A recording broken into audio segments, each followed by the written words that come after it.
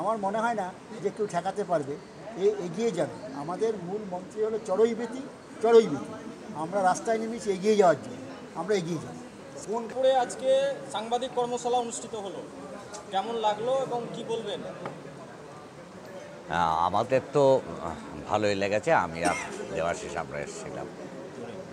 শুধু ভালো লেগেছে বললে ভুল হবে।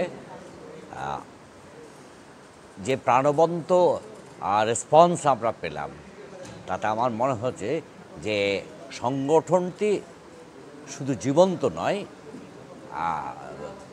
একবারে যৌবনে ভরপুর। আশা করি এইভাবেই এই সংগঠন আগামীর জন্য চলবে। আজকের এই সম্মেলনের পরে এটা বোঝা গেল যে ডিজিটাল মিডিয়া, যেটা আজকের বড় করে সম্মেলনটা হলো, এই সম্মেলনের ভবিষ্যৎ অতীব উজ্জ্বল। কারণ আজ যারা এখানে এই সম্মেলনে বা শিবিরে যারা এলেন, তাদের মধ্যে যে একটা কাজের ব্যাপক উদ্যোগ রয়েছে, এটা যদি বরাবর ধরে রাখা যায় তাহলে এই ডিজিটাল মিডিয়ার অগ্রগতি কেউ থামাতে পারবে না, এগিয়েই যাবে। মুর্শিদাবাদের জেলাকে পিছিয়ে পড়া বলা হয়, কলকাতা থেকে এসছেন আপনারা, মুর্শিদাবাদের ছেলেমেয়েদের কোনো ট্যালেন্ট কিছু বুঝতে পারলেন প্রশ্ন থেকে আজকে? কোন জেলাকে পিছিয়ে বলা হয় বা কোন জেলাকে এগিয়ে রাখা আছে সেটা হয়তো অন্য কোনো মাপকাঠি আছে, কিন্তু আজকে আপনারা এখানে যারা সমবেত হয়েছেন তাদেরকে দেখে অ্যাটলিস্ট আমাদের কখনোই মনে হয়নি যে আপনারা কোনো পিছিয়ে পড়া জেলা আছে।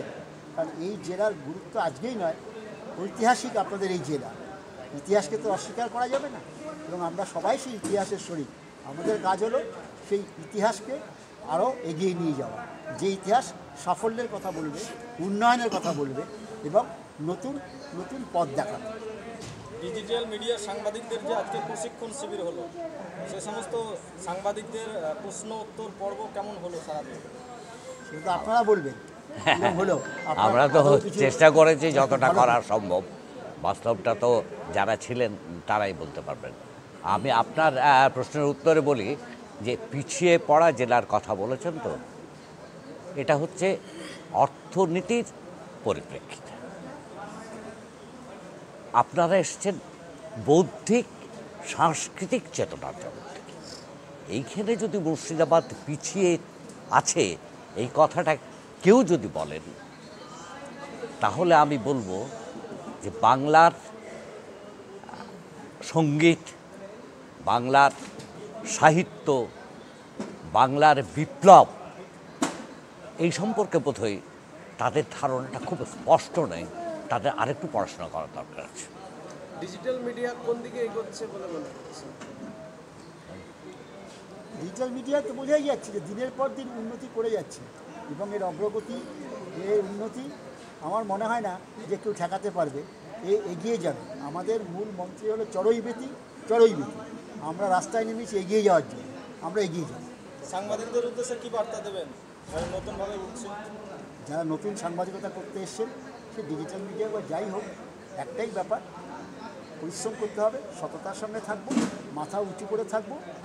আর আমরা যেহেতু প্রফেশনে এসছি, পেশায় এসছি, অনেক প্রফেশনাল হ্যাজার্ড থাকবে, সেই হ্যাজার্ড থেকে আমাকে কাজ করতে হবে।